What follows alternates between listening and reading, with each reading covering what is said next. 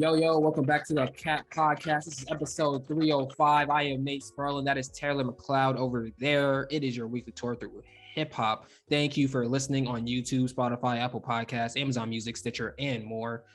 Do us a favor, hit the like button and subscribe. You don't have to really do that now. You could do that like whenever you think me or Taylor, probably will be me, makes a good point. Then you can hit that button.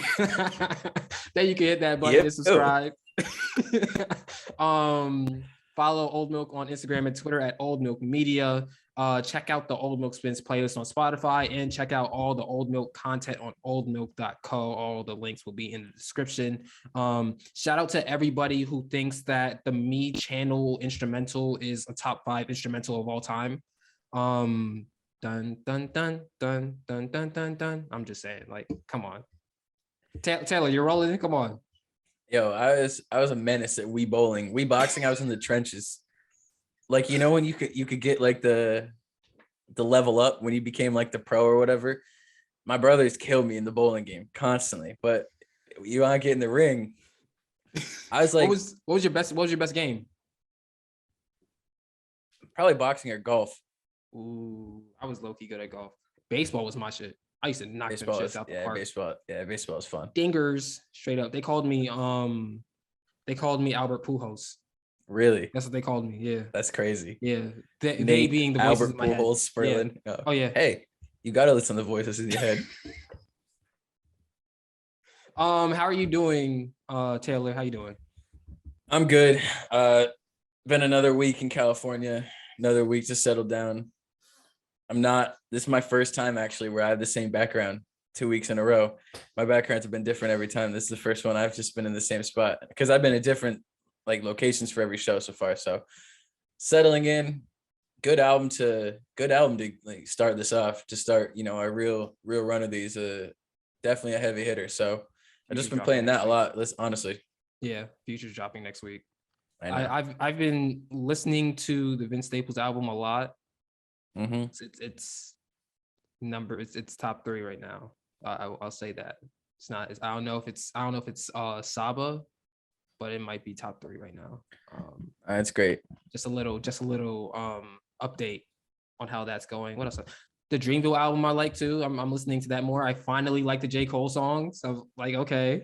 Yeah. This is great. Still not the highlights to me, but really great. But we have another I guess rapidy rap project here. My favorite meme that came out of that was the caption was anytime a dog gets a stick outside, and it is JID like stick. That's my favorite. That's my favorite. That is my favorite meme of probably this year. But that being said, we have Pusha T. It's Almost Dry. 12 tracks, 36 minutes long, featuring Kanye West, Jay-Z, Pharrell Williams, Kid Cudi, Lil Uzi Vert, Don Toliver, Nigo, Malice, and Labyrinth. Taylor, what did you think about It's Almost Dry? Did the whiteout dry, or like is it still kind of wet? Does it need more? What's up?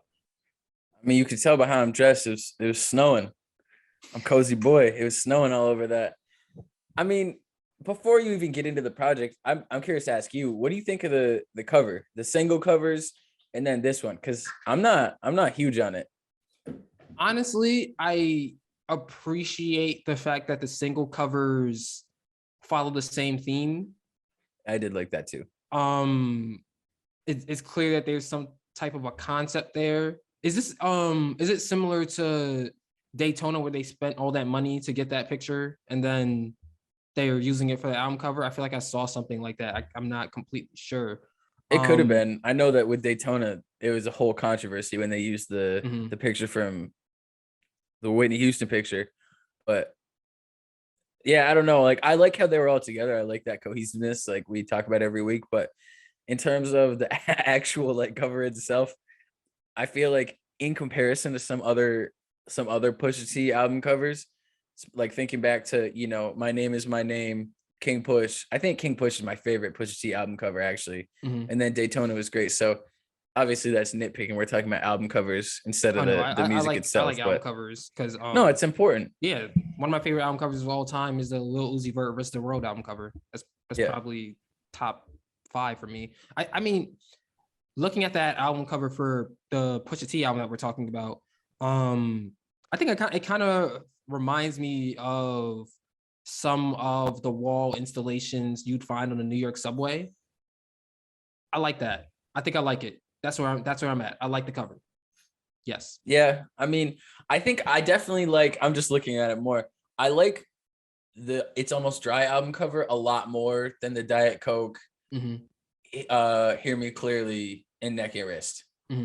But the Hear Me Clearly album cover, isn't that from the Nego project? Yeah. Or is there a different album cover for that? The Hear Me Clearly one, oh, never mind, I'm wrong. The Hear Me Clearly was the Polaroid of Push. I like that one. But the Diet Coke and the Neck and Wrist were the ones that are similar to It's Almost Dry. But I don't know. It is what it is. I'll get over it. Now that I'm looking, because you got me looking at Spotify album covers and stuff like that, I just realized that when Pusha T was dropping singles on Spotify, at least with Diet Coke, he has some tracks that are a few years older paired together, I guess, for numbers, which is an interesting observation. He has Diet Coke is technically an EP with If You Know, You Know, Hold On featuring Rick Ross, The Games We Play, and Numbers on the Board following it. So it's like a 5-track EP of like old songs, except for that new Diet Coke. Oh, that is weird. Yeah, that is weird. I never know, because me and Steve Jobs like that. Brand loyalty, what gets them coming back? Facts. Brainwash, blue bubbles. You got green bubbles. I can't talk to you. I can't see when you're typing either. Nah. No. What did you think about the actual music on It's Almost Dry? So the actual music, first listen, and we'll get into this later. First listen, I made the mistake of playing it right when it came out, but also being on Twitter at the same time. And that's the worst. You can't do that, because then you're not listening to it just your ear. You're taking into account everybody's opinions in real time. So you're going to get the people that are like, this is trash. And you're going to get the people who are like, this is classic, off of half a listen, just either shuffling the album, skipping through the songs all time. Right. And I also made, and not necessarily a mistake, you go into an album knowing that it's entirely produced by Pharrell and Kanye. You're expecting a certain level of something. And I think that because of just the sheer volume of music that comes out now, if something doesn't blow your mind on first listen, sometimes I feel like it's easy to be like, all right, that is what it is, but it's not it's not on that next level. But I had to take a step back with this project and be like, let me listen to this how I would have listened to an album 5 years ago, how I should be listening to every album, and really sit with it, play it a couple times, listen to it in different settings, play it in the car, play it off of a speaker out loud, play it in the headphones, play it when I'm walking. And after a couple listens, I wouldn't say that I love this album. I wouldn't even say that it's one of my favorites of the year so far. But I can appreciate the body of work that it is, and I think it's really good music. I'd agree. I think that someone said it's the album of the year, and I was like, okay, you're never getting the aux. If I ever meet that person, you're never getting the aux. Period. Because this is not the album of the year. I think that it kind of, and I guess getting into it a little bit, it kind of felt like a Kanye West, Pharrell Williams beat battle with Pusha T verses on it. Yeah. And from that perspective, it kind of made me wonder how much input Pusha T really had on this album. I feel like, first of all, there's 12 tracks overall. There are 6 tracks produced by Kanye. There are 7 tracks produced by Pharrell. There's one track, track 7, Rock and Roll, featuring Kanye and Kid Cudi. That's produced by Pharrell and Kanye West. That's why it's not, the numbers kind of seem weird when I first say them.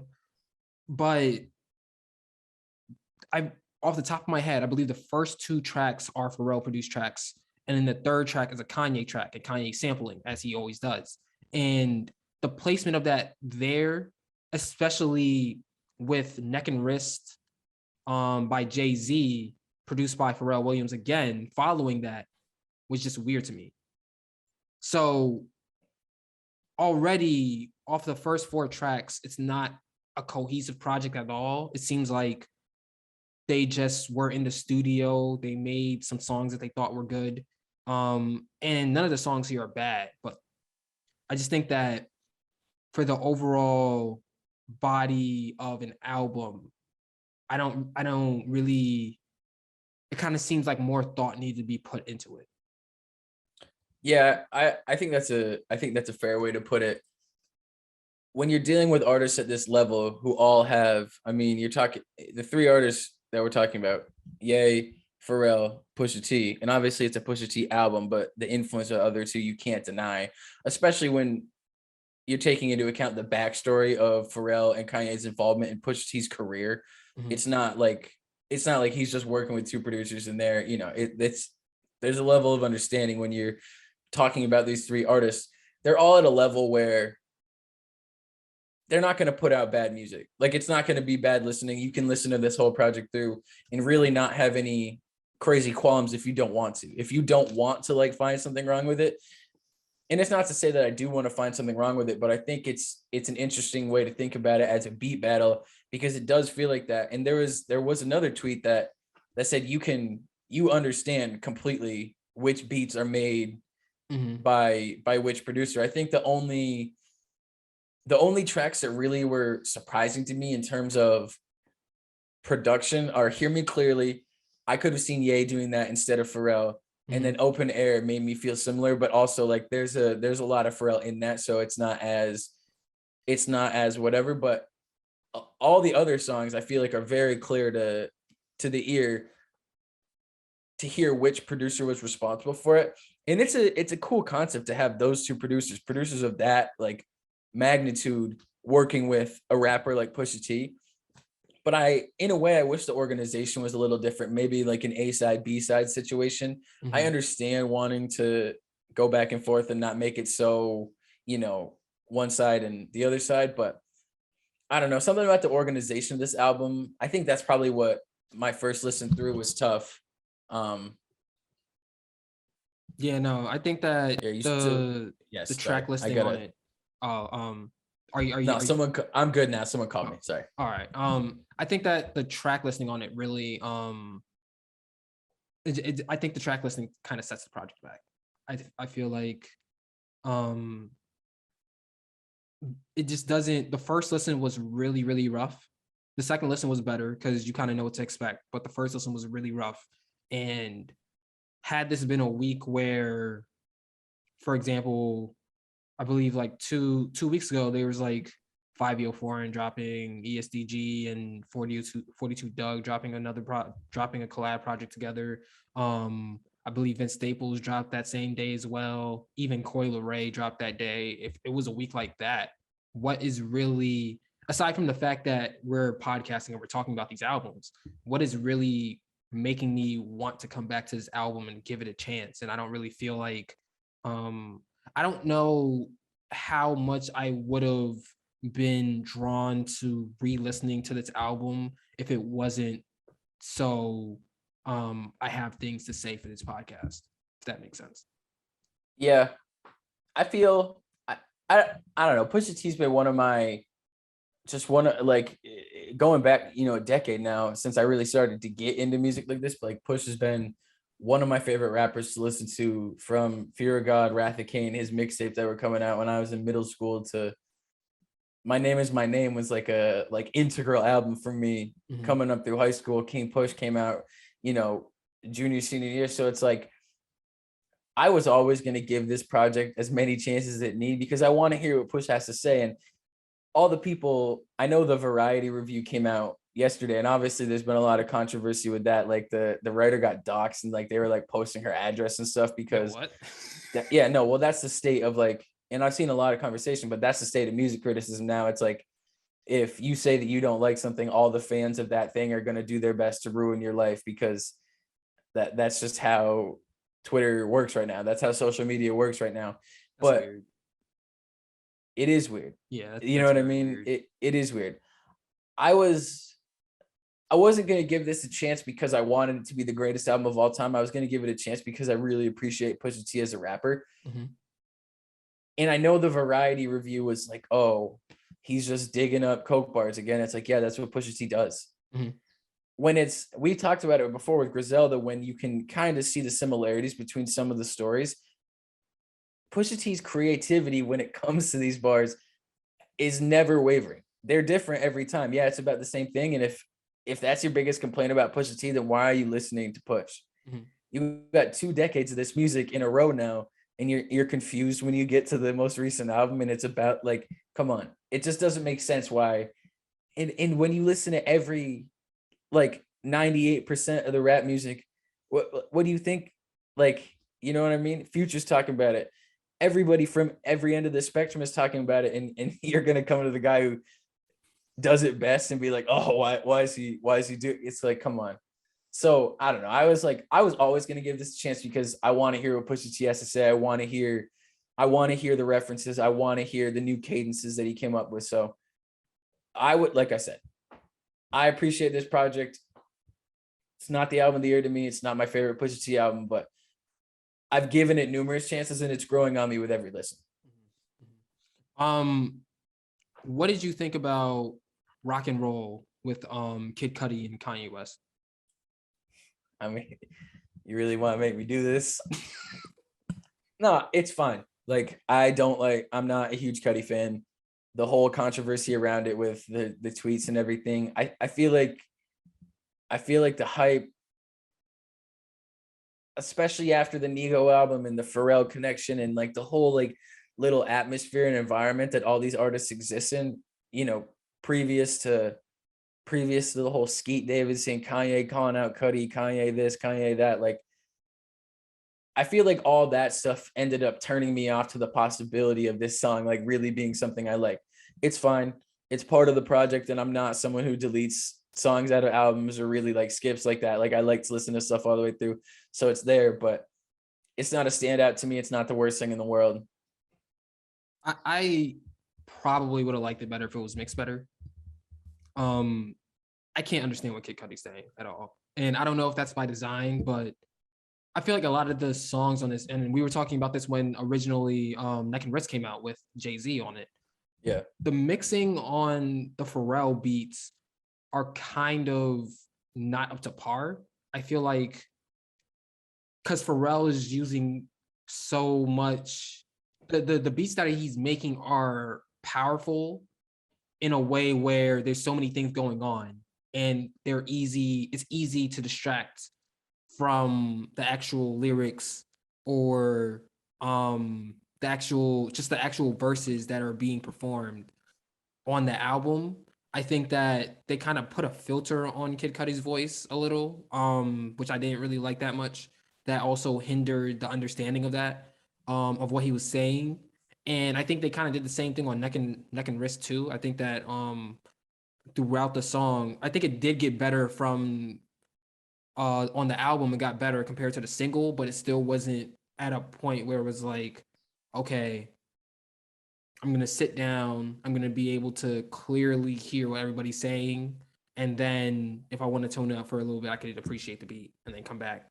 It was more so like you got to really sift through the noise to get to what they were saying, or to even hear what they were saying in the first place. And I don't really know how much I like that mixing style. I think that it's something that also kind of sets the album back. Yeah, there's a couple moments on this project. We've talked about Neck and Wrist extensively in terms of the mix and the single. And I am by no means a music snob to the point where I'm like, oh, this and that and this, like, in acting like I could have, twisted the knobs better than like fucking Pharrell. Like, you know what I mean? Like, it's like, but at the same time, the one that stands out to me the most is Ye's verse on Dreaming of the Past, where it sounds like a voice memo. Mm-hmm. And obviously with how Kanye puts out music now and has for the last 3 or 4 years, where stuff seems rushed because he knows he can go back in and tweak it, and that's become like part of the allure of Kanye West music, is that he's going to give you a product and he's going to go back and tweak it and go back and tweak it and go back and tweak it. But I know that there's a section of hip hop fans, there's a section of music fans in general who like the rough sound. And for some kinds of music and some hip hop, I do like that rough sound. I like it feels like homemade. It feels like but when you're dealing with Kanye West, Pharrell Williams, and Pusha T, I want the polished product. Yeah. I want stuff it. That's up to par. The stuff that is, this is why you're two of the best producers of all time. Exactly. This is why you are. Yeah.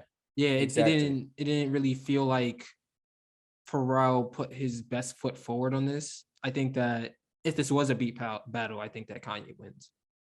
Yeah. And we were talking about it off mic, listening to it, and it could just be because outside of all the societal social media, this, that, I've always been a bigger fan of Kanye's music than I have of Pharrell's music.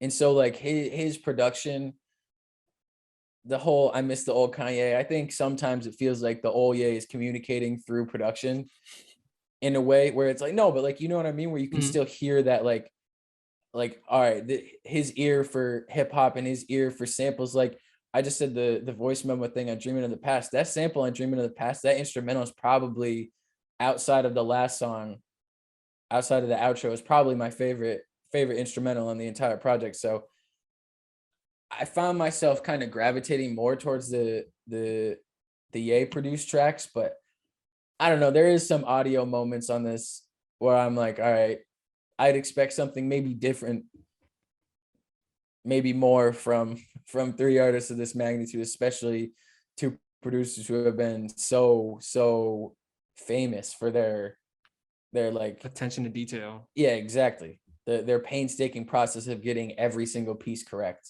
Mm-hmm. So, but I don't know. Yeah. Do you want to get to favorite songs? Do you have anything else to add? And it could just be because of the type of Pusha T fan I am. Mm-hmm. And I got so used for 10 years of listening to Pusha T, right? It was like my first 10 years, because I wasn't like, we weren't around for the beginning of Clips. No matter how much people our age want to act like they were there when like Grinding came out, like we weren't. You were watching Fairly Odd Parents. Right, exactly. We were like 4 or 5 years old. So it's like my intro to Pusha T was Fear God. It was Wrath of Cain. It was him with Tyler on Trouble on My Mind. Mm-hmm. It was the Good Music stuff. And then it went into My Name Is My Name. So I got so used to Push being in this like